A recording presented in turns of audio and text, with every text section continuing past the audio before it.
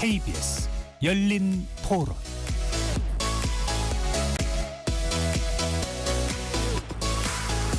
안녕하십니까. KBS 열린 토론 배종찬입니다. 지난 1일 이스라엘에 대한 이란의 탄도미사일 공격 이후 중동 정세가 심상치 않게 전개되고 있습니다. 5차 중동 전쟁 가능성도 제기되고 있는 상황이죠. 그런데 중동 현지 시각으로 바로 어제였던 10월 7일은 하마스의 이스라엘 공격으로 시작된 가자 지구 전쟁이 딱 1년째를 맞는 날이기도 했습니다. 1년이 지났지만 상황은 더욱 악화되고 있는 양상인데요. 출구를 찾는 대신 확전의 입구로 들어서고 있는 중동 전쟁. 현재 전황과 전쟁이 미칠 파장 자세히 분석해 보겠습니다. KBS 열린 토론 지금 출발합니다. 치열한 토론 속에서 더 나은 세상을 찾아갑니다. 올바른 세상을 만드는 첫걸음. 평일 저녁 7시 20분 KBS 열린 토론. 오늘 토론 함께 해주실 세 분 전문가 소개합니다. 박현도 서강대 유로메나 연구소 교수 자리해 주셨습니다. 네, 안녕하십니까. 성일광 외교부 정책자문위원 나오셨고요. 안녕하십니까. 유광호 대외경제정책연구원 전문연구원 함께합니다. 예, 안녕하십니까. KBS 열린 토론 문자로 참여하실 분은 샵 9730으로 의견 남겨주실 수 있고요. 단문 50원, 장문은 100원의 정보 이용료가 붙습니다. KBS 1라디오의 모든 프로그램은 유튜브에서도 함께 할 수 있으니 많은 분 들어와 주시고 구독 꾹 눌러주시고 좋아요도 많이 보내주시면 좋겠습니다. 오늘 토론에 앞서서 전쟁이 일어난 지가 1년이 지났지만 해결이 될 기미는 안 보이고 복잡하게 꼬여가고 있는 중동 상황입니다. 우리 시민들은 중동 전쟁 파장에 대해서 어떻게 보고 있는지 먼저 듣고 오겠습니다. 빨리 끝나야지. 그걸 이란을 지금 침공하기 위해서 그 주변 정리부터 지금 하고 있는 거 아닌가요? 거기에 지금 많은 남녀노소 다 그런 사람들이 희생을 당하는 거잖아요. 아무래도 미국에서는 그 확전되기를 바라지는 않겠죠. 미국 시민들이 정유시설을 공격하게 되면 그만큼 이제 또 원유값이 올라갈 거고 또 자기네들 그 또 선거도 있고 그런 부분에 있어서 적극 이렇게 지지는 못할 거라 생각을 하고 있습니다. 그래서 오래된 거잖아요. 또 강대국들이 또 옆에서 붙어서 자국 이익만 또 생각하고 이러니까 좀 많이 꼬인 것 같아요. 문제가 해결 방법도 많이 꼬인 것 같고 너무 복잡한 논리가 막 서로 엉켜 있는 것 같은데 방법을 논의를 계속 해왔었잖아요. 중동이 화약고라는 생각은 맨날 있었는데 지금도 더 심해지면 심해졌지 나아지지가 않았으니까 사실은 그런 무관심도 문제인 것 같은데 이제 그게 타격으로 우리가 왔을 때는 우리나라도 또 어떤 게 이익일지 또 그걸 쫓아서 또 갈 거 아니에요. 이스라엘이 좀 막 나가는 것 같긴 한데 그 뭐 민간이 있는 곳 폭탄 막 터뜨리고 뭐 그런 것 때문이죠. 결국엔 미국은 이스라엘을 선택하지 않을까. 걔네 정치 상황이 뭐 그런 거니까 뭐 그렇게 행동을 하는 거겠죠. 어떻게 보면 이스라엘도 그걸 믿고 그렇게 행동을 하는 걸 테고. 미국이 뭐 개입한다고 쉽게 풀릴 만한 문제는 아닌 것 같고 근데 또 선거철이다 보니까 이게 또 입장도 다른 것 같고 이건 선거 결과에 따라서도 달라지는 측면도 있는 것 같은데 우리나라는 그런 자원은 워낙 의존적인 부분이 크다 보니까 사실 저희한테도 체감적으로 다가오는 부분은 충분히 있는데 인도적인 지원이나 이런 부분은 좀 고려해 볼 수 있지 않나. 시민분들의 의견 어떻게 들으셨는지요? 1년이 지나도 끝나지 않고 있는 중동 상황인데요. 먼저 박 교수님, 이게 네. 어떤 상황으로 봐야 됩니까? 계속 뭐 확전되는 상황입니까? 아니면 이스라엘이 최근 들어서 주변 국가들에 대해서 좀 제압을 해 나가는 그런 상황으로 봐야 됩니까? 이스라엘이 어느 정도 하마스는 정리가 됐다고 생각을 하면서요. 이제 통제 가능한 수준에 있다고 생각하고 그리고 이제 화살을 돌리는 곳이 이스라엘 북쪽에 있는 레바논의 헤즈볼라입니다. 네. 근데 이제 그 나름 또 이유가 있는 게 레바논의 헤즈볼라가 작년 그 하마스가 공격한 다음 날부터 계속적으로 이스라엘 마을 쪽으로 로켓을 쐈거든요. 그러다 보니까 국경 5km 내에 살고 있는 이스라엘 주민 6만 명이 지금 피난 나간 상황이에요. 그러니까 이들을 다시 재정착을 시켜야 되잖아요. 그래서 헤즈볼라에게 야 니네들 자꾸만 그러지 말고 위협하지 말고 위쪽으로 한 20km 정도 떨어진 북쪽으로 올라가라고 그러는데 헤즈볼라 올라갈 리가 없지 않습니까? 그래서 이제 그 밀어내기 작전을 하겠다고 하면서 이스라엘이 강제 밀어내기 작전으로 공습을 시작했고 그 정도 하면 될 것 같다고 생각했는데 이제 그 차원을 넘어서서 하산 나스랄라를 암살을 하고 그러다 보니까 이제 이란을 자극하면서 지금 이란이 다시 미사일을 쏴서 이스라엘에 보복을 한 상황이죠. 그래서 지금 상황은 이스라엘이 이란 공격이 지금 당장에도 이상하지 않을 정도의 그런 상황입니다. 네. 성형께 여쭤보고 싶은 것은 이란이 그동안에는 지난 1년 동안에는 좀 신중을 거듭하는 모습이었는데 이렇게 이제 전면적으로 나서는 이유 어디에 있다고 봐야 됩니까? 4월 달이었죠. 올해 4월 이란이 처음으로 이스라엘 본토에 대해서 350기 뭐 순항 미사일, 탄도 미사일 뭐 이런 것들을 쏟아 부으면서 드론까지 쏟아 부으면서 사실 처음으로 이스라엘 본토 공격을 했습니다. 지금까지는 그 전까지는 이란과 이스라엘 간에 어찌 보면 그림자 전쟁이라고 그러죠. 보이지 않게끔 뭐 대리 조직을 이용해서 서로 공격하고 그다음에 이스라엘은 또 뭐 이란 내에 어떤 사보타지 같은 것들 전혀 뭐 이스라엘 했다고 확신할 수 없는 뭐 이런 활동을 주로 해왔었는데 사실 4월 이후로 이란의 기존의 전략은 전략적 인내였다고 한다면 그것이 이제 4월달에 깨지고요. 자, 그 이후에 좀 양측이 첫 번째 공방전에서 뭐 전쟁 이렇게 해봐야 양측이 다 이익이 없구나 이렇게 좀 학습을 했었으면 좋았을 텐데.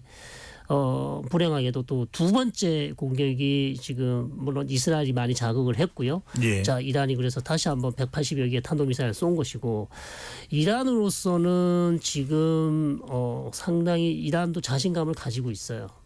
그러니까 기존의 전략적 인내를 버리고 왜 이스라엘과 본토 공격을 불사하냐면 이란으로서도 이미 우리 대리 조직을 많이 만들어놨고 좀 미국의 힘이 좀 빠진다. 그리고 이스라엘도 하마스의 타격을 받아서 좀 힘이 많이 빠졌다. 그러니까 우리가 여기서 좀 힘을 내서 이스라엘 본토 공격도 할 수 있다라는 자신감이 있었고요. 예. 자, 그래서 두 번째 라운드가 이제 시작이 된 겁니다. 네.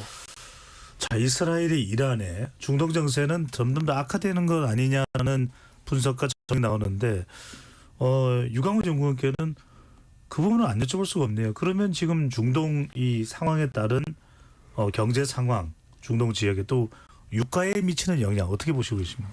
네, 일단 지난 1년간 뭐 경제적 영향을 살펴봤을 때 그쪽 지역에 있는 분쟁 당사국들 그리고 그 주변국들의 성장세에 일단 영향을 미친 것 같고요.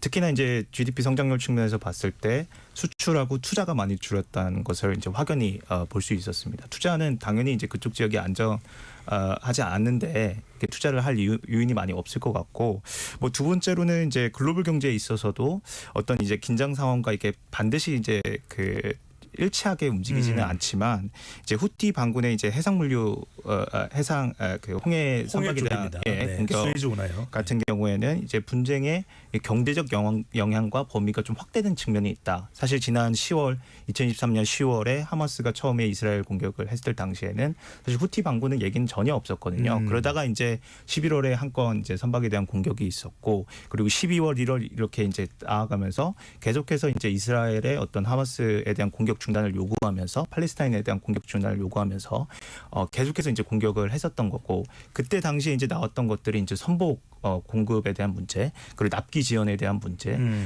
그리고 이제 해상 운임에 대한 문제, 뭐 여러 가지가 이제 나타났던 거고요. 지금은 이제 어느 정도 안정화가 좀 돼 있긴 한데 아직까지도 이제 화주들이 그 전쟁 이전 대비 한 2배 가까이 해상 운임을 지금 부담을 하고 있는 그런 상황입니다. 예, 유가, 국제 운송 비용 계속 올라가고 있는 상황인데, 자, 상황 좀 더 짚어보겠습니다. 박 교수님. 네. 네타냐후 총리가 레바논 국경을 갔다. 어떻게 해석을 해야 됩니까? 그러니까 헤즈볼라 섬멸의 의지입니까? 아니면은 그동안 자꾸 국민들의 좀 반발도 있었거든요. 이스라엘 국민들에 대해서 좀 본인에 대한 결집, 치지세 결집 이런 의미도 좀 담겨 있다고 봐야 됩니다. 네, 하마스는요 자레야 본전이에요. 왜냐하면 원체 그 이스라엘 정부가 허점을 보여서 하마스의 공격을 받았고, 사실은 국가도 아니고 무장 조직에게 참혹한 패배를 당한 거거든요. 초반 시작할 때. 그러니까 그건 네타냐후 총리가 아무리 노력해봤자 본전밖에 안 됩니다. 그러나 헤즈볼라는 달라요. 헤즈볼라는 때리면 때릴수록 인기가 올라가는 치트키입니다. 왜냐하면 국민들이 1년 동안, 아니 마을을 떠나서 1년 동안 정부의 돈을 받으면서 지금 피난 생활을 하고 있는데, 그래서 지금 국민들이 화가 나 있는데, 이제 헤즈볼라를 때려서 다시 마을 주민, 그 이스라엘 6만 명의 주민들이 다시 고향으로 돌아갈 수 있다고 된다고 하면 당연히 이스라엘에서는 네타냐후 총리가 잘한다. 그래서 헤즈볼라는 때리면 때릴수록 이란과 헤즈볼라는 때리면 때릴수록 네타냐후 총리의 인기는 올라갑니다. 네타냐후 총리에 대해서 상당히 또 국내 여론이 또 긍정도 있지만 부정도 있는데 네. 좀 인기 끌어올리기의 전략일 수도 있겠다. 네, 네타냐후 총리 그런 거 잘하거든요. 네. 아주 뭐 정치적으로 명민합니다. 자, 그런데 이란이라고 하는 나라가 우리에게 이제 페르시아로 알려져 있는 나라고 상당히 또 무서운 나라입니다. 네. 근데 성 의원님 궁금한 게 근데 이란이 이스라엘에 탄도미사일 200여 발을 쏟아부었다는데 이스라엘의 발표는 지금 뭐 별 타격 없었다. 네. 이렇게 나오는데 일부에서는 뭐 또 조금 뚫린 것 아니냐라는 네. 지적도 있습니다만 여하튼 이스라엘의 말이 맞다면 이란의 전력이 네. 이 정도밖에 안 되는 겁니까? 아니죠. 그런 건 아니고요. 한 30여 발은 사실상 요격을 못했다. 예, 그래서 이스라엘 군사기지, 공군기지 두 곳을 텔노프하고 그다음에 느바팀이라는 군사기지가 공격을 받았고요. 실제로 재산적 피해가 있습니다. 그러나 뭐 인명 피해는 없는 것이고요.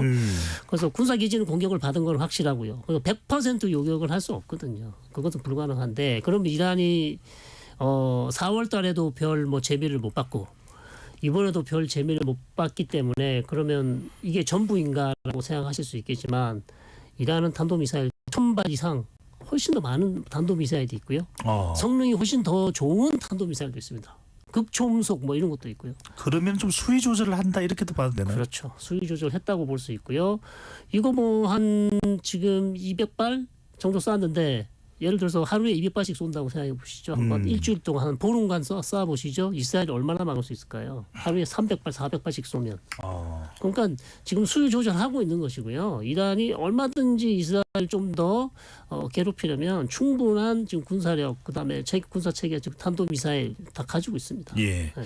유영곤님 일단 이란이 등장했다는 것은 지금 중동 전쟁에서 이건 또 상당히 우리에게 다른 의미를 주고 있습니다. 왜냐하면 호르무즈 해협과 연결되고 호르무즈 해협이 봉쇄되면 우리 유조선이 한국으로 못 오고 이란이 이 이스라엘에 대해서 공격 전면에 나섰다. 경제적으로는 어떤 의미라고 봐야 될까요? 일단 지금 이스라엘이 지난 10월 1일에 이란을 이제 공격한 이후에 이제 유종에 따라 좀 다르긴 한데 국제 유가가 많이 올랐고요. 뭐 지난 일주일간 한 12에서 13% 오르고 그리고 지난 한 달간 뭐 역시 사실 좀 어느 정도 유지하다가 오른 측면이 있었고 13에서 14% 오른 것으로 이제 보여집니다. 다만 이제 지난 1년간의 어떤 추이로 봤을 때 WTI 기준으로 한 70불에서 90불 사이를 왔다 갔다 했기 때문에 지금 현재 WTI가 75달러거든요. 그래서 그 어떤 그 횡보하는 그 구간 내에서는 그 중간 조금 못 미치는 지점까지 와 있다라고 이제 보시면 될 것 같고요. 사실 지난 10월 1일에 그 공격 이후에 3번에 걸쳐서 이게 오르게 됐는데 첫 번째는 이제 공격 당일이고요.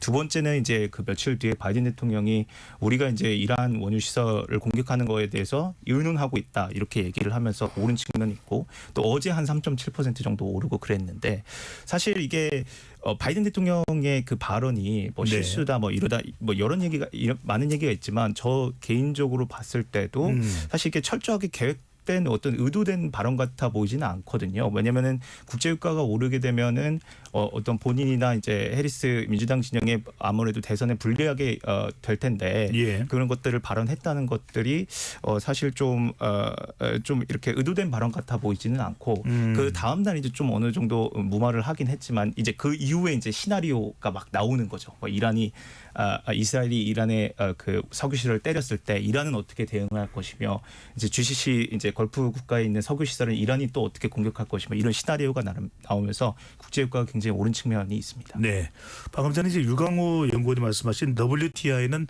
서부 텍사스 유가 기준으로 그렇다는 WTI 표현이고요. 박 교수님, 이제 우려되는 건 이 부분입니다. 미국도 바이든 이따 대선에 안 나갔기 때문에 사실상의 내력이라고 본다면 통제가 잘 안 되고 이스라엘은 지금 잔뜩 벼르고 있으면서 이란을 공격하겠다고 그러고 이 공격 현실화될까요? 어떨까요? 공격은 할 겁니다. 네, 안 할 수가 없을 거예요. 이스라엘의 그동안에 하는 패턴을 보면은요. 안 할 수는 없는데 어느 정도까지 하느냐가 지금 관건이죠. 그래서 저는 100% 한다고 보고요. 그런데 핵시설이나 석유 시설을 때릴 것이냐, 아니면 군사 시설에만 집중할 것이냐, 이 두 가지가 카드인데 지금 어느 정도 미국의 압력이 좀 먹혀 들어갔는지 오늘 지금 나온 소식에 따르면 군사 시설만 때린다라는 이야기가 있습니다. 그래서 혁명수비대의 군사기지와 혁명수비대의 정보기지 여기를 때린다고 그러는데, 그런데 이제 이것도 믿을 수가 없는 게 그렇게 한다고 해놓고 또 정유시설 때릴 수도 있는 거거든요. 그러니까요. 예, 그래서 그건 알 수는 없습니다만 현재 보도는 어느 정도 미국이 좀 통제를 하는 게 아닌가라는 그러한 느낌을 줍니다. 자, 근데 성현이 궁금한 건 트럼프 대통령 후보자는 워낙 이스라엘에 대해서 친화적입니다. 네. 사위 쿠슈너가 또 유대인 출신이기도 하고 네. 그래서 때려라 이러고 있거든요. 네. 핵시설을 때려라 이러고 있거든요. 어떻게 될까요? 핵시설 때릴까요? 저는 좀 어렵다고 봅니다. 이스라엘이 때리고 싶은 마음은 굴뚝 같지만 일단 기술적으로 좀 어려울 것 같아요. 왜냐하면 벙커버스터가 있어야 되거든요. 거의 뭐 100m 아닙니까? 이란의 핵시설이 지금 지하 100m면요. 네. 헤즈볼라의 하산 나사랄라 지하 한 20m 때린 벙커버스터보다 훨씬 큰 거 더 좋은 게 있어야 됩니다. 그거 미국만이 제공해 줄 수 있어요. 이스라엘 만들지도 못합니다. 그 미국이 지금 그 벙커버스터를 뭐 과거에 줬을지 안 줬을지는 확인할 길은 없으나 사실상 미국의 기술적인 도움 없이는 의미가 없다. 때려봤자 붕괴시키지도 못하고 그다음 핵시설이라는 게 뭐 한 곳에만 있는 것도 아니잖아요. 이란 전역에 퍼져 있는 핵시설을 그럼 다 때릴 것인가? 뭐 한두 개 때려서 무슨 효과가 있을 것이며, 오히려 중요한 것은요. 핵시설 때리잖아요. 그러면 이란이 적극적으로 핵 개발로 완전히 갈 수 있는 빌미를 줄 수가 있어요. 오히려 우리가 핵이 없으니까 우리가 지금까지 자제해 왔는데 이스라엘이 우리 때리지 않냐? 우리는 더 이상 차지할 수 없다. 여기서 바로 우리는 핵 개발로 가겠다라는 그런 빌미를 오히려 줄 수가 있습니다. 그러니까 오히려 혹 때려다가 혹을 붙일 수 있죠. 자, 그런 측면에서 사실 저는 이스라엘이 핵시설보다는 여전히 군사 기지라든지 정보시설 그리고 약간의 정유시설을 뭐 조금 때릴 가능성이 있지 않는가, 이렇게 이제 판단하는 거죠. 네. 이 대목에서 박 교수님 궁금한 게 이란은 핵미사일은 없습니까? 아직 핵미사일은 없는 걸로 알고 있는데요.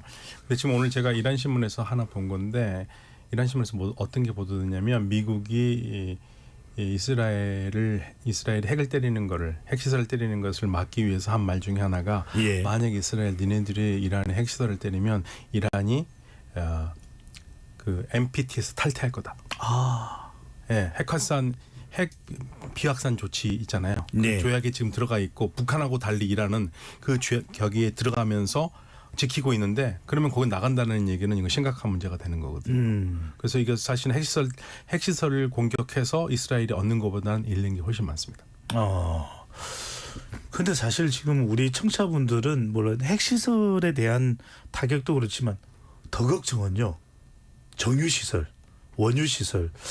이란에서 우리가 들여오는 석유가 지금 거의 없는 걸로 알고 있는데 유 연구원 보시기에 만약에 그래도 이제 이란이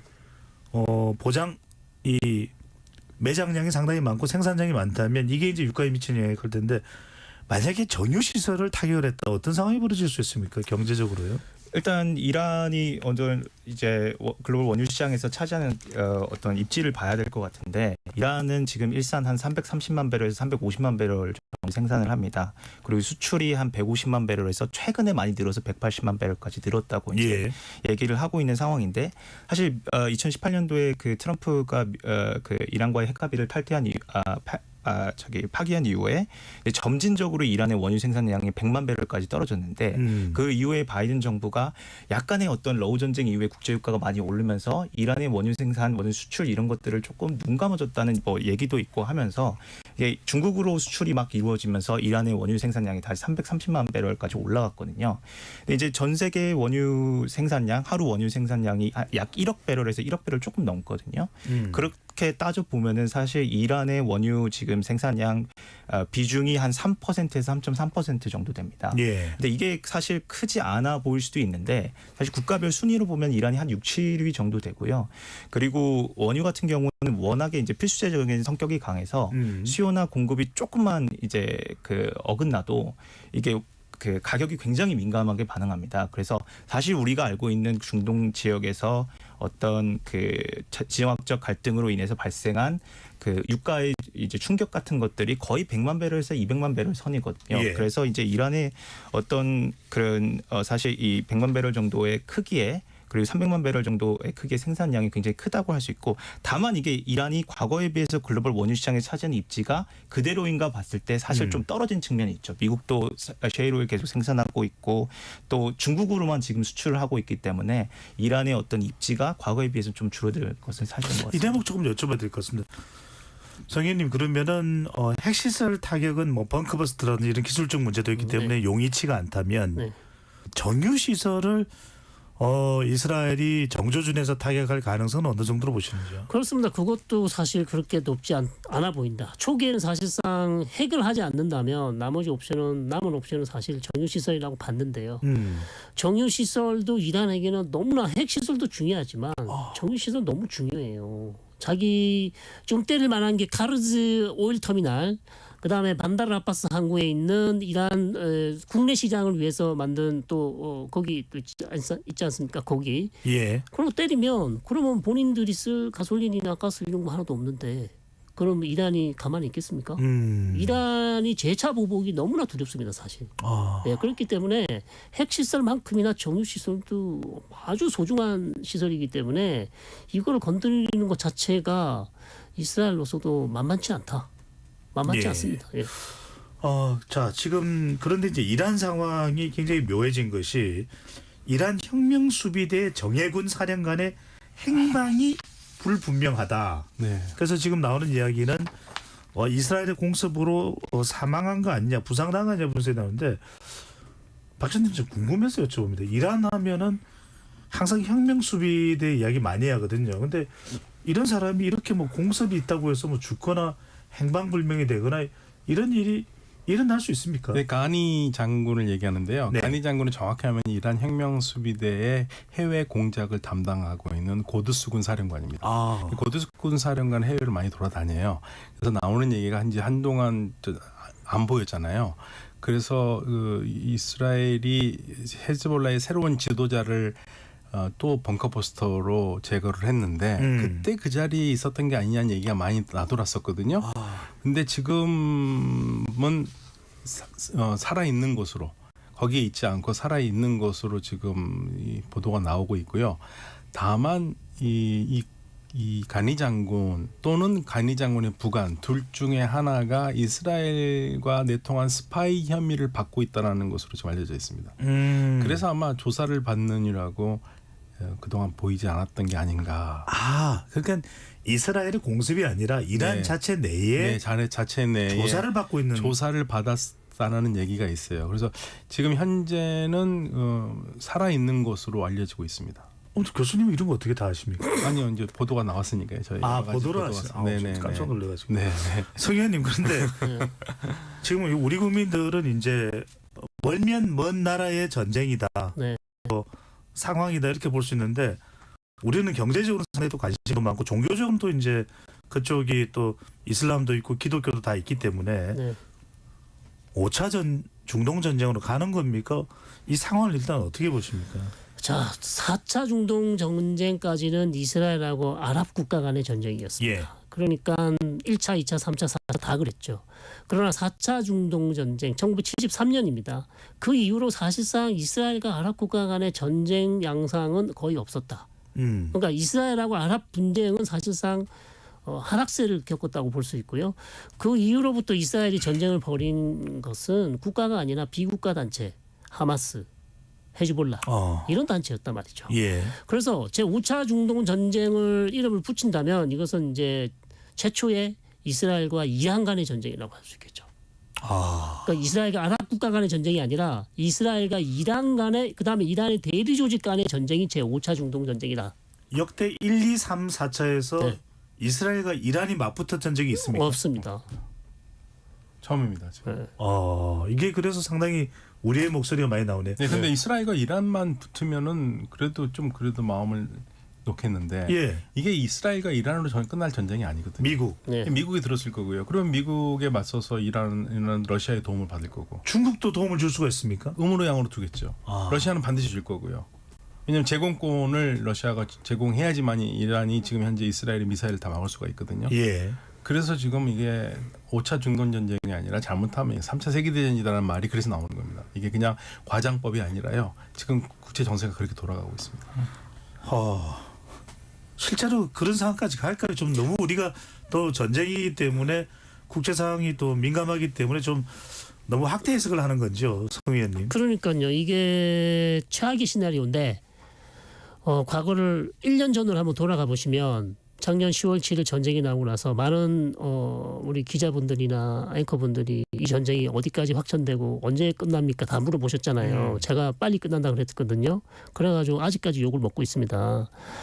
그러니까 예상을 할 수가 없어요. 항상 우리의 예상을 지금 뛰어넘고 있단 말이죠. 사실 이스라엘하고 이란 간에 최초의 이런 직접적인 타격을 할 줄 상상도 못했어요. 이것도 엄청난 일이거든요. 그런데 그것도 한 번도 아니고 지금 2번을 이루고 있습니다. 그러니까 이것도 우리의 상상을 이미 뛰어넘었고요. 그렇다면 이제부터 우리가 좀 조심해야 될 게 우리가 원하는 방향으로 가지 않을 뿐만 아니라 우리의 상상력을 뛰어넘는다. 그러면 최악의 시나리오는 뭔지를 상정을 하고 가능성은 낮지만 우린 대비해야 되겠네요. 가능성은 낮지만 생각을 해봐야 된다는 거죠. 아까도 제가 여쭤봤습니다. 유광호 연구원께 이 유가가 뭐 $200 가는 거 아니냐. 우리가 이제 보통 배럴당 뭐 70, 80 이야기하는데 $100만 가도 와 이거 어떡하냐 이러는데 $200 그러면 걷잡을 수가 없는 상황이거든요. 자, 그런데 이제 중요한 건 보통 전쟁이라는 것은 그 국가의 경제력도 참 중요하거든요. 전쟁을 뒷받침할 수. 이스라엘과 지금 이란 경제 상황은 어떻습니까? 예, 먼저 좀 말씀드리고 싶은 부분이 뭐 네. 이따가 뒤에 가서도 이제 기회가 되면 설명을 드리겠지만 사실 $200를 간다는 건 사실 일부 어떤 전문가의 의견일 뿐이고요. 예. 사실 뭐 $200 가는 것도 있고 사실 뭐 여러 가지 전망이 있는데 굉장히 극단적인 상황을 가정한 일본 전문가의 의견이다. 이거를 좀 말씀을 드리고 그 이스라엘과 이란의 어떤 경제 상황은 일단 경제적 압박은 분명히 있는 것은 사실인 것 같습니다. 다만 이스라엘은 굉장히 신기하게 저도 좀 깜짝 놀라긴 했는데 2024년 올해 성장을 하더라고요. 1% 성장을 하고 그 작년에도 이제 성장을 했었고 2022년에는 또 굉장히 큰 폭으로 성장을 하긴 했었거든요. 어찌됐든 성장세를 이어오고 있긴 한데 이제 다만 재정적 압박이 좀 있습니다. 2023년 재정 적자가 GDP 대비 마이너스 8%. 마이너스 5% 정도 되고 이제 올해는 이제 마이너스 8%로 그 규모가 확대되는 걸로 이제 예측이 되고 있고 그리고 이제 GDP 대비 총 국가 부채도 작년 대비 한 7에서 10% 포인트 늘어 나갔고 이제 67% 정도 되는 걸로 이제 예상이 되고 있거든요. 예. 이란도 이제 최근에 중국의 수출을 원유 수출을 많이 하면서 어느 정도 성장을 하고 있는 모습을 보이고 있습니다. 2023년에 이제 4.7% 굉장히 견조한 성장세를 보였고 또 올해는 3.3% 정도 성장하는 것으로 이제 나오고 있는데 다만 이란은 오랜 기간 이제 제재를 받아왔기 때문에 이제 내수가 이제 굉장히 좀 처참히 붕괴된 상황이거든요. 그래서 환율 문제도 있을 것이고 또 물가 문제도 있을 것이고 이런 것들 때문에 어떤 국민들의 불만이 굉장히 산적해진 상황인 것 같습니다. 그래서 저는 이제 언제나 이제 전쟁이 일어날 때 보면은 항상 이게 경제적 논리만 이제 경제적 상황을 따져서 이게 일어나는 것이 아니기 때문에 이런 것들을 좀 어느 정도만 참고해야겠지만 양측 다 어느 정도 경제적 압박이 있는 것은 사실처럼 보입니다. 그렇죠. 경제도 부담됩니다. 네. 박 교수님, 이 상황에서 제일 궁금한 게 이스라엘 국민은 이렇게 긴 전쟁을 지지할지 이란 국민들은 최근에 이제 온건파 리더십이 들어서면서 그래도 좀 어느 정도는 미소를 짓게 됐다고 그러는데 이것도 전쟁이야?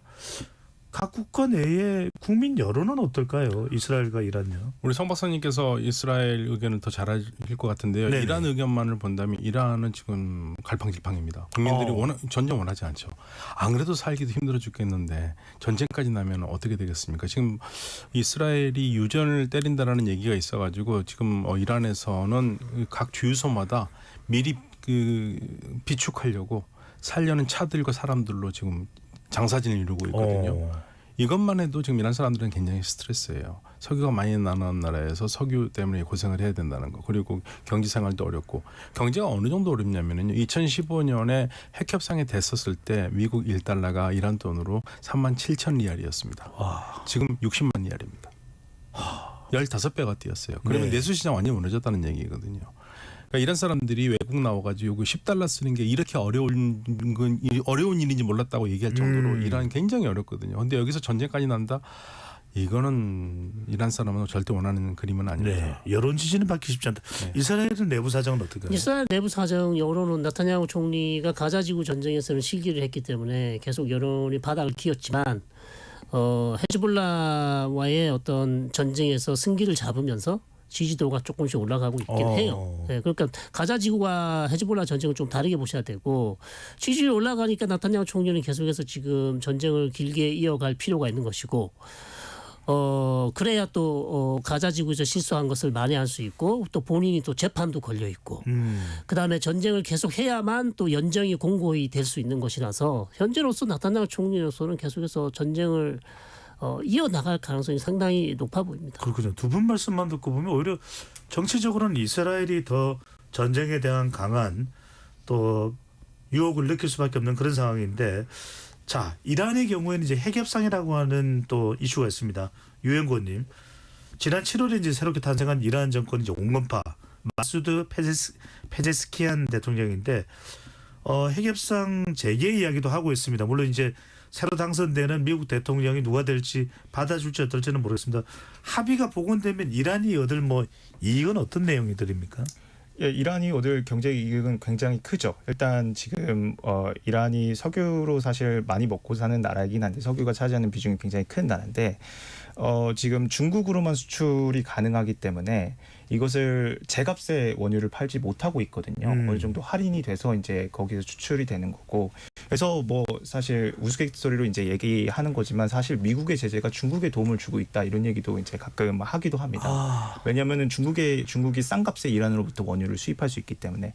근데 이제 제재가 풀리게 되면은 이제 원유를 제값에 다양한 국가에 특히 우리나라도 그 사실 과거에 이란으로부터 이제 콘덴세이트나 원유를 많이 수입했거든요. 일본도 그렇고 원유 수급이 이제 불안정한 나라일수록 이제 이란으로부터 많이 이제 원유를 수입을 했었는데 그런 원유 수입에 있어서 이제 경제적 이익이 있고 그리고 지금 인프라가 굉장히 낙후되어 있는데 이제 경제 제재가 해제되면은 이제 인프라를 어느 정도 재건할 수 있는 그런 기회도 있을 것이고 그리고 이란은 영내 다른 국가들과 다르게 어느 정도 이제 내수 시장이 있고 그래서 이제 경제가 굉장히 다각화되어 있습니다. 그래서 바이든 대통령이 딱 출범했을 당시에 우리나라도 사실 뭐 정유사들이 뭐 콘덴센트 사 갖고 오는 것으로 잠깐 얘기를 하긴 했었는데 왜냐하면 핵카피에 대한 기대가 있었어 갖고 프랑스나 일본의 자동차 기업들이 거기에 투자를 하려고 많이 하거든요. 만약 이게 제재가 풀리게 되면 아마 전 세계 기업들이 내수 시장을 보고 공세적으로 진출할 가능성이 크고요. 이렇게 세 가지가 아무래도 외화를 유입하는 데 굉장히 유리할 거다 보니까 외화가 들어오면은 이제 환율이 안정될 거고 환율이 안정되면 물가가 안정돼서 지금까지 쌓여왔던 국민적 불만이 어느 정도 해소가 되고 내수 시장이 활성화되는 기회가 될 수 있겠죠. 이란으로서는 반전 카드네요. 근데 성 의원님, 미국 대선에서 누가 대통령에 따라 영향을 또 미칠 수 있을 텐데 네. 미국과 이란의 핵협상 타결 어떻게 보시는지요? 핵협상을 해야 되죠. 예. 이거는 뭐 피할 수 없는 숙제입니다. 누가 당선이 되든지 간에요. 또 트럼프 대통령이 최근에 나도 이란과 핵협상을 다시 하겠다. 예, 이렇게 얘기를 했어요. 본인이. 자기 재임 때는 파기를 했지만. 네.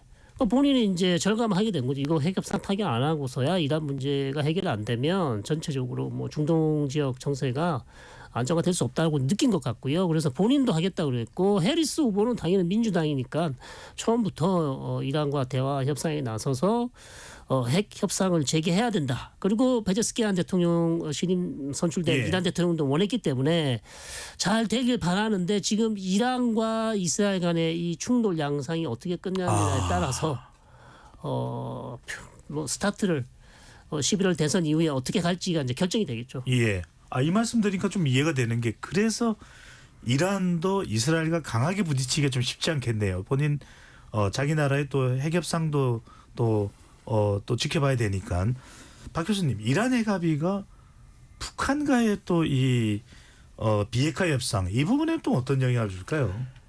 사실은 항상 그걸 많이 걱정하거든요. 북한과 이란을 한 세트로 봐서 걱정을 많이 하고 있고 예. 특히 이제 이런 논리를 많이 하는 나라가 이스라엘입니다. 이스라엘이 우리한테 계속 그런 얘기를 많이 하죠. 그러니까 우리는 이란과의 참 특별한 관계인데요. 우리는 경제 관계가 상당히 좋았어요. 근데 그 정치적으로 보면 우리하고 이란이 그렇게 가까워질 수가 있는 상황은 아닌데 양국이 경제로 하나가 된 겁니다. 이럴 때마다 이제 이란은 굉장히 불편하죠. 이스라엘은 불편한 겁니다. 한국이 자신들의 가장 최적국인 이란과 친하는 게 문제가 되니까 경제적으로 계속적으로 하는 얘기가 봐라 지금 이란이 돈 벌면 결국에는 북한이 돈을 버는 거다.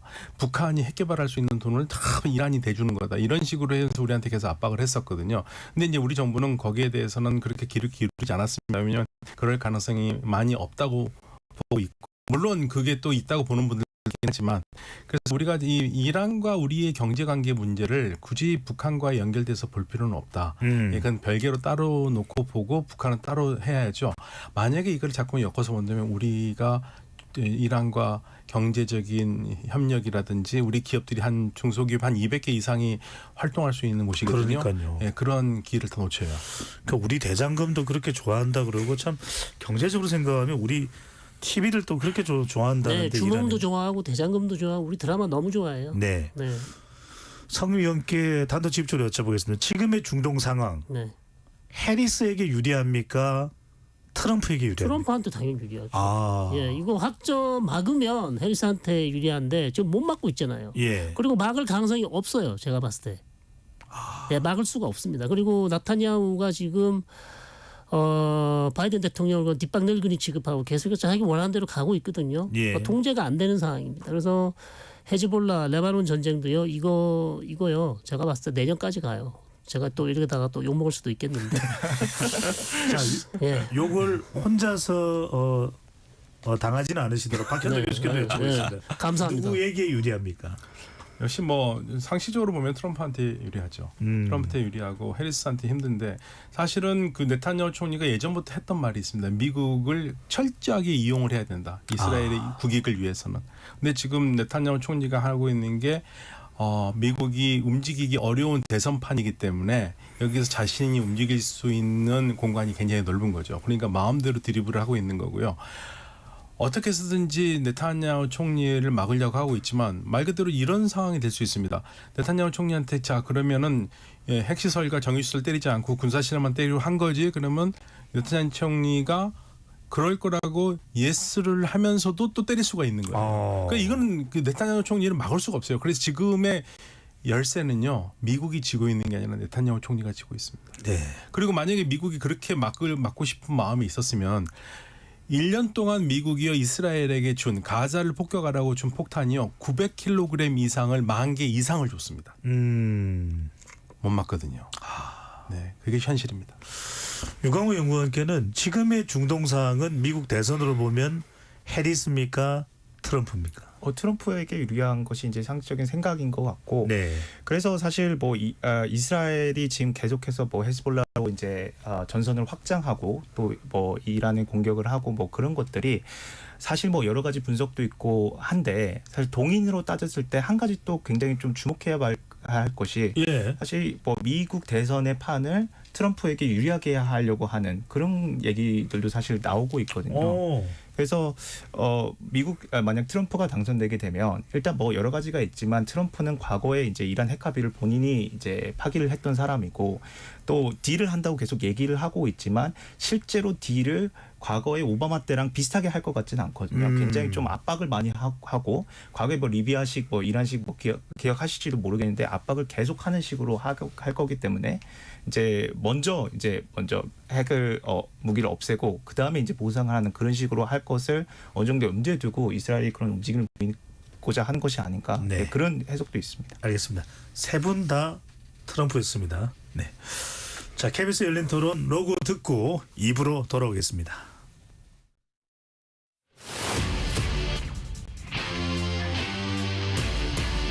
토론에 정답은 없습니다. 토론이 세상을 바꿀 수도 없습니다. 하지만 질문은 새로운 세상을 만들 수 있습니다. 질문으로 올바른 세상을 만드는 첫걸음 KBS 열린 토론.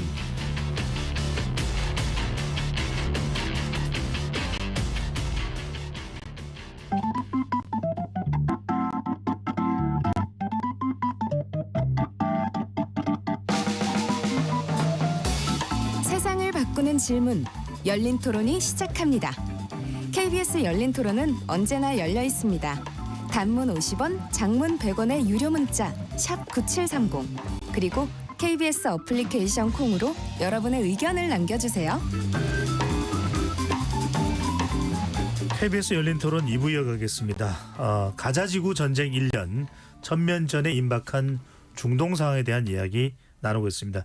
스튜디오에 성일광 외교부 정책자문위원, 유광호 대외경제정책연구원 전문연구원, 박현도 서강대 유로메나 연구소 교수 세 분과 함께하고 있습니다. 유 연구원께 여쭤봐야 될 게 지난 1년 동안 미국이 이스라엘에 대한 군사 지원이 179억 달러, 24조 1천억 원. 예. 엄청납니다. 근데 이 정도 되면 24조가 넘거든요. 예. 우크라이나에 지원한 거 제외하고 이스라엘에 대한 것만. 그러면 이게 미국 의회에서도 통과됐다는 것인데 사실상의 뭐 미국 대리전의 규모다 이렇게도 해석할 수가 있겠네요. 그래서 이제 미국 브라운 대학교에서 최근에 이제 발표한 보고서인데 예.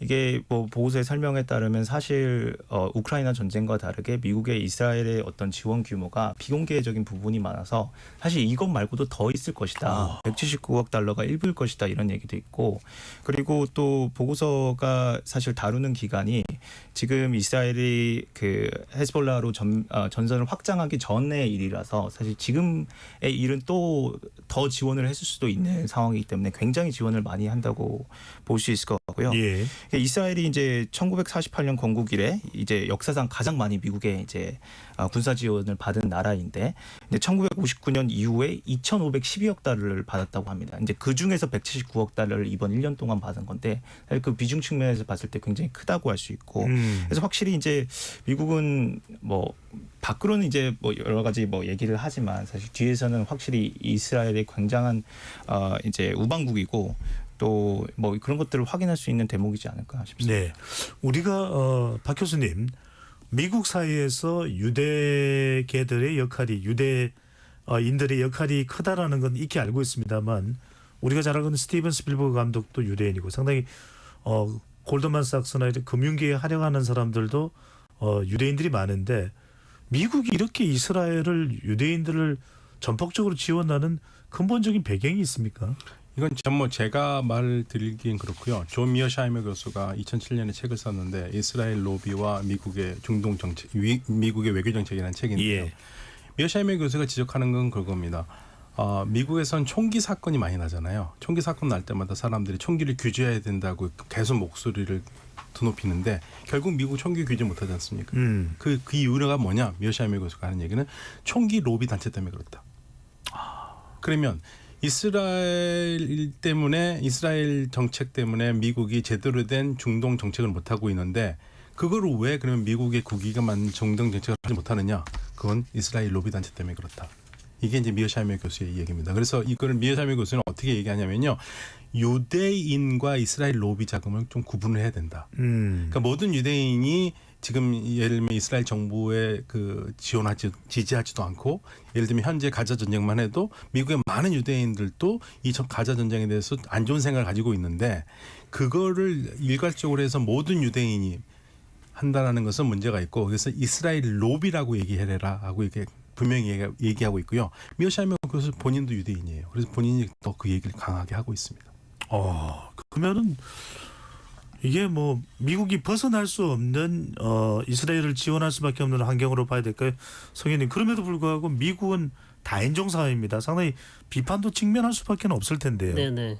최근에 뭐 아이비리그 미국의 대학에서 아주 조직적인 반이스라엘 시위가 있지 않았습니까? 그래서 젊은 층에서는 그다음에 민주당 지지자들 중에서는 당연히 뭐 지금 미국이 하는 정책에 대해서 상당히 이제 반감이 많이 있죠. 언제까지 우리가 이스라엘을 이렇게 지원해야 되냐? 특히 가자 지구에서 지금 뭐 4만 명 이상이 지금 사망하고 이런 상황에서 미국이 계속해서 결국 이스라엘이 학살하는 어떤 그 무기를 대주는 측면이 있지 않냐 이렇게 지금 상당히 비판을 하고 있습니다. 그런 측면에서 미국의 공화당과 민주당도 고민이 뭐 적지 않은 거는 맞는데요. 문제는 또 다르게 한번 생각을 해보시면 이스라엘이 만약에 무너지면 어떻게 될까라고 생각을 한번 해보십시오. 이스라엘이 이란의 공격을 받아서 텔아비브에 몇백 명이 사망하고 공항이 날아가고 그렇게 되면 이스라엘은 핵무기를 가지고 있잖아요. 그러니까 핵무기를 쓸 수도 있어요. 그러니까 이건 진짜 최악 중에 최악인데 네. 자 그렇게 되면 중동이 그냥 파국으로 갈 수밖에 없는 거죠. 그러니까 이스라엘로서는 그러면 또 이란의 수도에다가 핵탄두를 쓸 수밖에 없다. 이렇게 나와 확전될 수밖에 없겠네요. 이렇게 되면 사실 이거는 뭐 미국으로서도 최악이고 중동으로서는 뭐 더 말할 나위 없이 최악이고 우리한테도 최악이에요. 사실 전 세계적인 이거는 상당히 파국으로 가는 것이기 때문에 미국 측에서도 이스라엘이 좋아서라기보다는 이스라엘이 정말 코너에 몰리면 제가 무슨 짓을 할지 모르는 무서운 애가 될 수도 있다라는 그런 생각도 좀 있지 않을까. 저는 그렇게 생각하고 있습니다. 그런데 지금 11월 5일이 미국 대선입니다. 지금 이스라엘과 이란 간의 얼어른거림은 계속되고 있고 해리스 트럼프 그렇게 중동 정책의 방향이 다릅니까 교수님?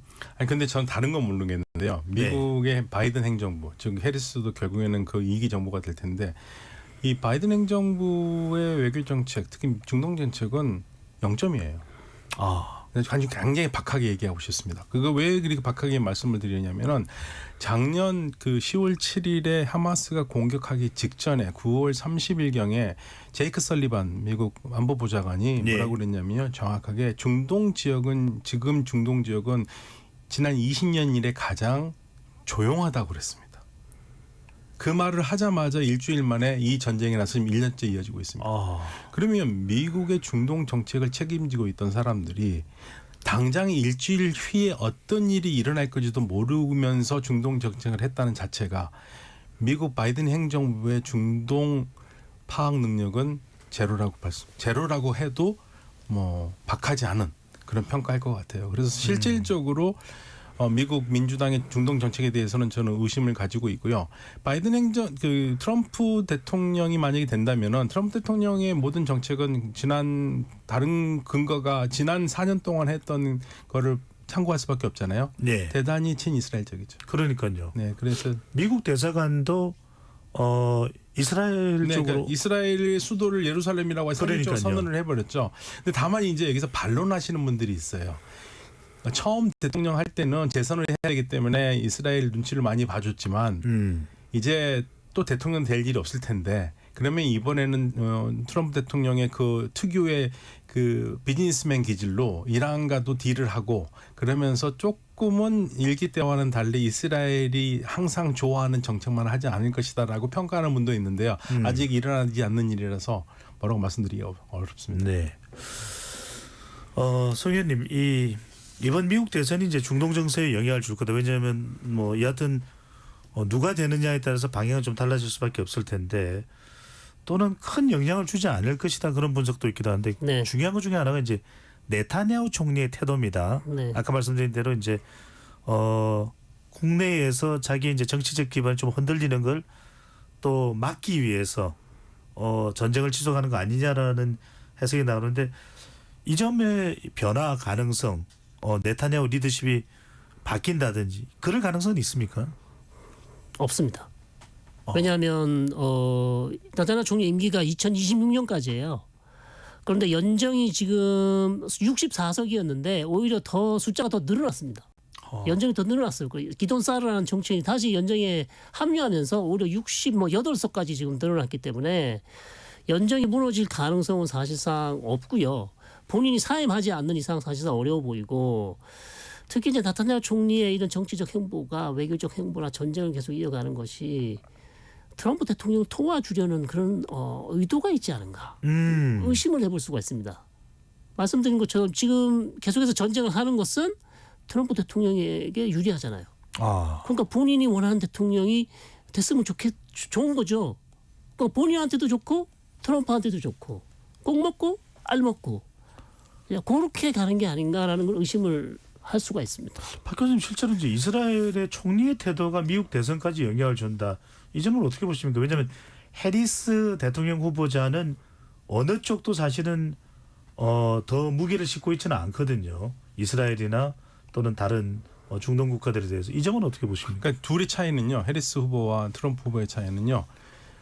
해리스 후보는 굉장히 기계적인 중립적인 발언을 하면서 그래도 항상 이스라엘이 방어에 대해서는 우리 미국이 도와줄 것이고 이스라엘은 자기 스스로를 지킬 당연히 권리가 있다고 얘기하면서 두둔을 합니다. 그러나 트럼프는 굉장히 따뜻하죠. 이스라엘에 대해서. 핵으로 때려라. 일단 이란 핵을 때리고 걱정은 나중에 하자. 그리고 네타냐후 총리를 만났을 때도 꼭 이겨라. 이런 말들을 못해요. 해리스 후보 같은 경우에는. 그래서 해리스 후보가 지금은 기계적인 중립에 하면서 이스라엘 쪽에 좀 더 무게를 주지만 대통령이 되면은 좀 더 차가울 것이다.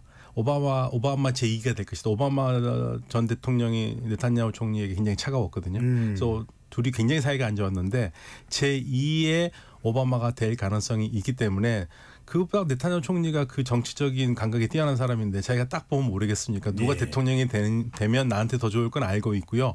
그리고 그 무엇보다도 다른 건 멀리 떠나서요. 트럼프 대통령의 사위인 쿠슈너와 이 네타냐후 총리는 아주 어렸을 때부터 그 집안이 친구예요. 그러니까 네타냐후 총리가 쿠슈너 집에 가면은 쿠슈너 침대에서 잠을 잤답니다. 그러니까 그 정도 사이니까 뭐 더 이상 말할 필요가 없겠죠. 자, 유영근, 우리가 지금 궁금한 건 지금 미국 대선에 따라서 중동 상황은 또 요동칠 수가 있습니다. 자, 대한민국의 중요한 중동 국가는 사우디, 또 아랍에미레이트, 카타르 이런 국가들인데 이들 국가도 경제적으로 영향을 받을 수 있습니까? 만약 지금 어떤 갈등 상황이 이스라엘과 이란의 전면전으로 가고 거기에 어떤 이란이 아까 뭐 얘기가 많이 나오고 있는 이란의 혹은 이란의 프록시에 사우디나 UAE, 카타르에 있는 정유시설 아니면 원유시설에 대한 타격 뭐 이런 정도까지 가게 되면은 GCC 국가도 사실 영향을 굉장히 많이 받을 수밖에 없는 거죠.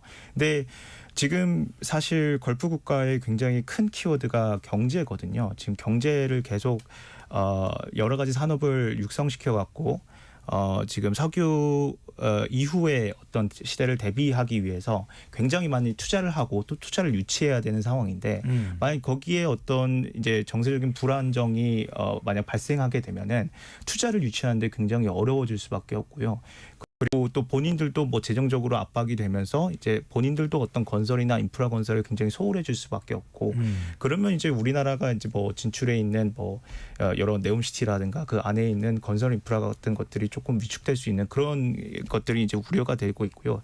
사실 저는 지금 상황에서 봤을 때 가장 우려가 되는 것은 이집트거든요. 이집트는 LCC 대통령이 지금까지 2015년 당선된 이후에 계속해서 IMF랑 같이 해서 경제 개혁을 추진하고 있는데 상황이 조금 좋지 못한 상황을 계속 만나고 있습니다. 조금 잘 되려고 하면은 코로나19가 터지고 조금 잘 되려고 하면은 러우 전쟁이 터져서 그 이집트는 밀의 거의 90%를 러시아에 우크라이나에 의존하고 있었는데 또 예전에 2011년도에 아랍의 봄이 밀값으로 이제 촉발된 측면이 있어갖고 그것에 대한 기시감 때문에 이집트 안에서 투자자들이 대거 돈을 빼오면서 이제 거시경제 위기를 맞았거든요. 지금도 이제 좀 위기가 있는 상황인데 그래서 어떤 그 주변 국가들의 경제 상황도 만약 이렇게 확전이 되게 되면은 영향을 받을 수밖에 없는 것이죠. 결코 우리와 무관할 수는 없습니다. 방송 진행되는 동안 청취자분들께서 문자를 보내주셨는데요. 로콰임님께서는 이번 가자 전쟁 걸프 국가들에게도 제대로 한 방을 먹이는 베냐민 네타냐후가 누군지 정확히 알아볼 필요가 있겠네요. 캡틴 프린스님께서는 일단은 이란이 언제까지 참을까요? 전략적인 내지만 이란도 어느 레드라인이 있을 텐데요. 사우디의 중재는 안 먹힐까요? 아랍연맹에서 이스라엘에 대한 적대적인 태도를 거둘까요? 자, 이 부분 두 분께 좀 차례로 여쭤보겠습니다. 베냐민 네타냐후는 어떤 인물입니까? 또 우리나라와는 어떤 관계입니까? 네타냐후 우리나라에 한번 왔었습니다. 직접 한국으로 와서 방문을 한 적도 있고요. 총리직을 거의 지금 16년째 하고 있지 않습니까? 이스라엘 총리 역사상 가장 오랜 기간 총리직에 지금 역임하고 있는 인물이고요. 네. 그렇다면 그 정치력이 정말 뛰어나다고 인정할 수밖에 없습니다. 왜냐하면 이스라엘은 내각제이기 때문에 연립 정권이 아니면 집권을 할 수가 없습니다. 그러니까 단독 본인의 리쿠드 당 혼자만으로는 집권을 할 수가 없고요. 다른 군소 정당을 모아서 61석을 만들어야 돼요. 자, 그러면 이 사람이 얼마나 말을 잘하고 얼마나 다른 사람을 설득을 잘하길래 항상 61석을 만들었다는 얘기 아니에요. 그러면 정치력이 어마어마하다는 얘기예요. 그렇기 네. 때문에 정치력을 인정해줘야 되는데 이번 전쟁에서 사실상 나타냐후는 저는 이스라엘 역사에 좋게 기록되기가 어렵다. 일단 홀로코스트 이후 일주일 만에 이스라엘 민간인 1,000명이 사망하는 사건을 사실상 막지를 못했고요. 예. 그리고 지금 전쟁을 뭐 몇 개의 전선에서 전쟁을 하고 있습니까? 뭐 이스라엘, 아직 이란, 헤즈볼라 7개 아닙니까 지금? 멀티 프론트 워라는 이야기가 나옵니다. 그런데 네. 좋습니다. 뭐 지금 뭐 군사력, 국방력 세고요. 뭐 삐삐 폭탄까지 터뜨리면서 아주 지금 승기를 잡았다고 의기양양할 텐데 문제는 가장 큰 문제는 출구 전략이 없어요. 전쟁을 어떻게 끝낼 것이냐가 지금 중요하지 않습니까? 전쟁을 계속 하는 게 중요한가요?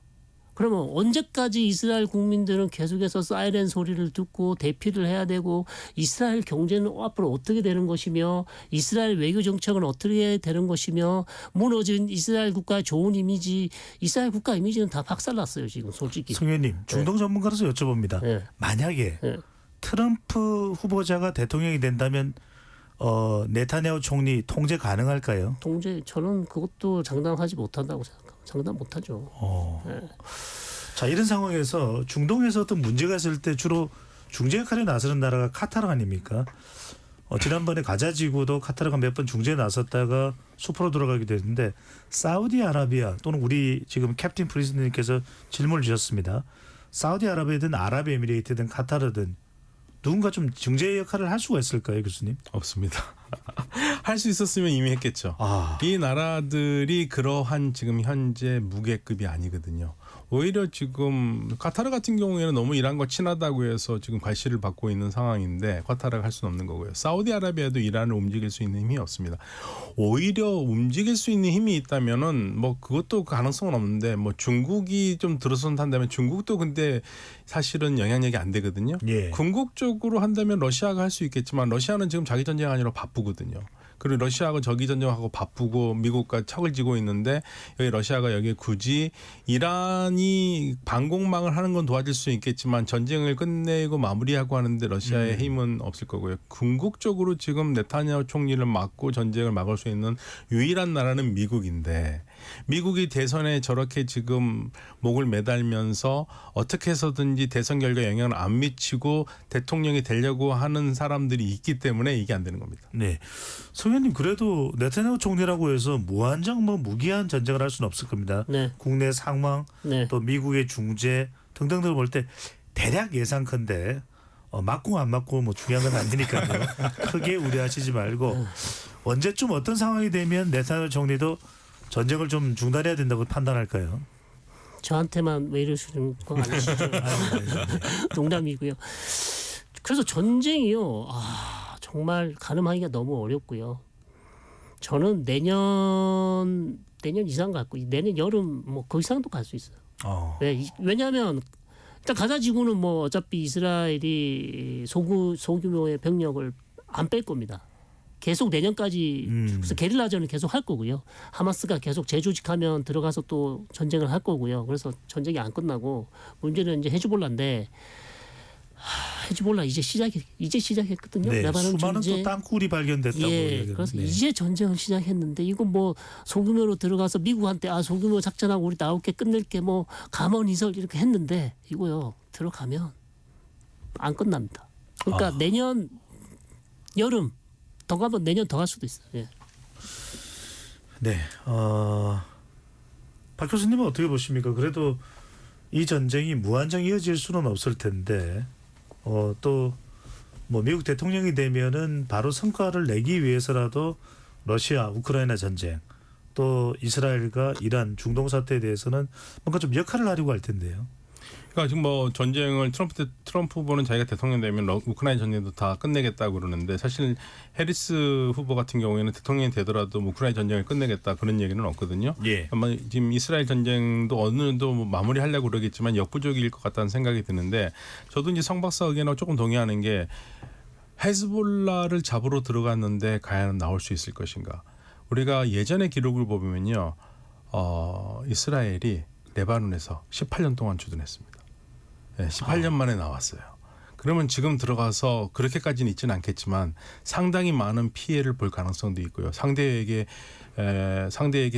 피해도 입히겠지만은 이스라엘 군인들도 많은 목숨을 잃을 수밖에 없는 상황이거든요.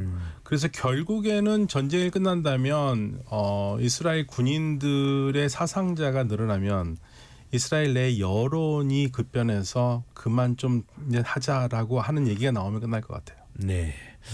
자, 두 분은 지금 공통적으로 딱히 뭐 언제까지는 말씀은 아니지만 유강호 연구원께 여쭤보고 싶은 것은 이게 좀 장기화된다든지 최근 들어서도 이제 우리가 금융이나 경제 또 투자 쪽으로 보면은 상당히 안전자산이 주목을 받고 있습니다. 금값이 치솟는다든지 5차 중동 전쟁이 발발한다든지 아니면 지금 상태가 좀 지속이 된다면 좀 장기화된다면 경제적으로는 어떤 영향과 파장이 있을까요? 저도 일단 사실 두 박사님께서 말씀하신 거랑 동의를 합니다. 이게 사실 뭐 단기간에 끝날 기미는 잘 안 보이는 것 같고요. 장기화 가능성이 좀 높은 것 같은데 뭐 아까도 잠깐 말씀드렸지만 지금 이스라엘 어떤 동인 같은 경우를 지금 어떤 시중에 나와 있는 얘기들을 한번 보면은 첫 번째가 이제 헤즈볼라라 이제 전선 확장을 통한 이란 프록시들을 이제 견제하는 게 있을 것이고요.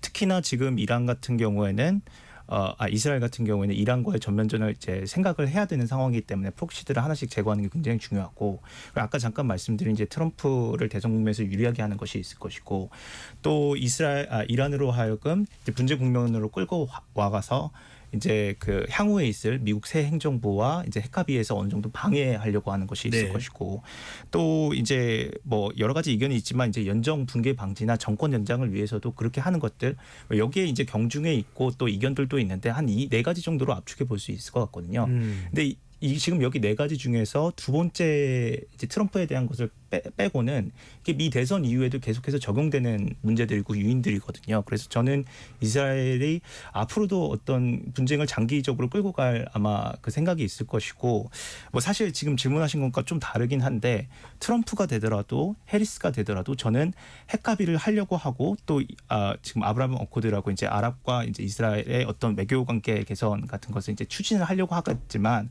사실 둘 다 단기간에 어떤 결정될 문제는 아닌 것 같습니다. 이제 일단 사우디아라비아와 이스라엘의 외교관계 개선에 있어서는 사우디아라비아는 팔레스타인을 정식 국가로 인정을 하라라고 이제 그 선을 그은 상황이고 또 그 이제 핵합의에 있어서는 뭐 과거에 뭐 미국과의 어떤 이런 것들이 있었기 때문에 더 이제 장기적으로 이제 하기 어려운 상황이기 때문에 이것들을 단기간에 어떤 해결책이 나오는 구도가 알겠습니다. 아닌 것 같거든요. 네. 여하튼 상당히 불확실성과 복잡성이 커진다는 건데 성 의원님 우크라이나 전쟁에도 북한 관련성이 포착됐다는 이야기도 나오고 중동에서도 이란과 북한과의 긴밀한 미사일 협력 관계는 우리한테 널리 알려진 이야기고 또 레바논의 헤즈볼라의 땅굴도 또 북한하고 관련돼 있다는 분석이 나옵니다. 어느 정도로 북한이 여기에 또 연결이 될지 지금 중동 상황에 그리고 우리가 좀 꼭 이런 상황에서 북한이 연결된다면 우리가 좀 대응해야 될 부분은 어떤 부분으로 보시는지요? 글쎄요, 지금 뭐 과거에 이제 이란하고 북한은 뭐 워낙 그 밀접한 관계가 있었고 특히 이제 이란 쪽에다가 어떤 미사일 협력들을 많이 해줬던 것으로 알려져 있고 그다음에 뭐 헤즈볼라 땅굴 이야기가 지금도 계속 나오고 있고 자 이런 상황에서 계속해서 이제 이스라엘 쪽에서는 그런 부분에 대해서 차단을 해달라. 그러면서 이제 이란과의 우리 관계 봐라 북한이 계속해서 이란을 도와주고 있고 이스라엘 상상하는 얘기가 이란이 북한을 따라간다고 얘기를 해요. 특히 핵 문제에 있어서. 그건 무슨 말씀이냐면 어느 순간 이란이 조용히 있다가 드디어 기자회견을 하겠습니다 하고 딱 기자회견을 합니다. 드디어 우리가 핵무기를 만들었습니다. 이게 이제 이스라엘이 가장 지금 두려워하는 시나리오예요. 그러니까 북한처럼 따라간다는 얘기가 북한이 이란의 갈 길을 보여준다라고까지 얘기를 합니다. 자 그런 측면에서 사실상 그렇다고 우리가 이스라엘의 뭐 요청을 들어서 이란과의 관계를 단절한다 불가능하죠. 그거는 그럴 필요도 없는 것이고 그래서 어쨌든 우리는 경제적으로 이란이 필요한 것이고 계속해서 이란과의 좋은 관계를 유지해야 되는 것이지만 북한을 지금 우리가 이란과의 관계를 어떤 관계 단절을 할 수 있게 우리가 뭐 쓸 수 있는 지렛대가 있나요? 사실상 저는 별로 없다고 보고요. 더구나 지금 러시아와의도 관계도 이렇게 안 좋은데 우리가 북한하고 어떤 무슨 그런 관계를 단절시킬 그런 아무 지렛대가 저는 없다고 봅니다. 사실. 네. 하지만 이제 또 우리는 꼼꼼하게 대비를 해야 될 텐데 지금 중동 상황, 정치, 외교, 안보, 군사적으로 박 교수님 어떤 대응을 해야 될지 끝으로 여쭙고 싶은데 한 1분 정도 시간 네, 드리겠습니다. 사실은 우리가 할 수 있는 건 그렇게 많지 않은데요. 이 팔레스타인 문제가 얽혀 있는 문제잖아요. 그래서 우리가 경제적으로 아랍 국가들과 상당히 친한데 우리 정부도 그렇고 기업도 그렇고 이 팔레스타인 문제에 대해서는 말을 좀 조심해야 된다. 그리고 하마스에 대해서도 굳이 얘기할 필요가 없다. 저는 그렇게 생각합니다. 왜냐하면 하마스가 테러 단체라고 세계적으로 얘기해 주는 거는 한 번이면 족하고요. 이제는 굳이 우리가 더 이상 그 말 필요 없어요. 왜냐하면 그 아랍의 민심은 그래도 이 이스라엘한테 싸워주니까 하마스를 높게 보는 그 마음이 좀 있거든요. 그렇기 때문에 각 아랍 왕정에서도 하마스를 구체적으로 거론하면서 욕을 하지는 않는 겁니다. 그러면서 애들로서 말하는 게 무함마드 빈 살만 사우디 왕세자도 우리는 팔레스타인 사람들의 고통에 함께 동참한다 얘기를 한 거거든요. 네. 그래서 저는 다른 건 않고 중동 문제에 대해서는 우리가 작년 10월 달이죠. 작년에 우리가 정상이 만나서 사우디아라비아와 그 팔레스타인 문제를 얘기한 게 있습니다. 공동성명. 공동선언문에 있는 그 팔레스타인에 관한 우리 정부의 생각 그대로만 하면 되겠습니다. 유연권은 경제적으로 우리가 좀 대비해야 될 거 1분 예. 내로 이야기를 해주신다면. 예, 일단 이제 유가를 보면은 사실 뭐 지난 1년간 막 이렇게 출렁이고 있었지만 사실 중동 이슈를 제외하고는 우하향하는 추세였거든요. 그래서 저는 사실 극단적인 상황이 발생하지 않는 한 유가도 장기적 관점에서 봤을 때 상승을 제한하는 요인이 반드시 있을 것이다라는 생각이 들지만 그래도 단기적으로는 이게 뭐 우려도 있고 여러 가지 이제 생각들이 있어서 이게 굉장히 큰 폭으로 증가를 하기 때문에 이런 것들에 대한 모니터링을 강화해야 될 것이고 그 대중동 원유 수입 비중이 계속해서 증가하고 있습니다. 2024년 상반기에도 작년 상반기에 비해서 더 늘었거든요. 그래서 이런 에너지 안보에 대한 신경도 이제 계속해서 써야 될 것이고 그리고 뭐 이제 계속해서 이제 후티 반군의 홍해 선박 공격이 이어지면서 이런 이 영내 국가와의 그리고 유럽과의 이제 수출 수입이 이제 좀 위축된 상황인데 예. 그런 것들에 대한 이제 화주에 대한 지원을 통해서 활성화시킬 필요가 있을 것 같습니다. 알겠습니다. 중동은 우리에겐 기회의 땅입니다. 중동은 또 하약고로도 인식되고 있습니다. 잘 살피고 있는 것이 우리에겐 그 무엇보다도 중요해 보입니다. KBS 열린 토론 오늘 내용 이것으로 모두 마무리하겠습니다. 세 분 토론 고맙습니다. 네, 감사합니다. 지금까지 KBS 열린 토론 배종찬이었습니다.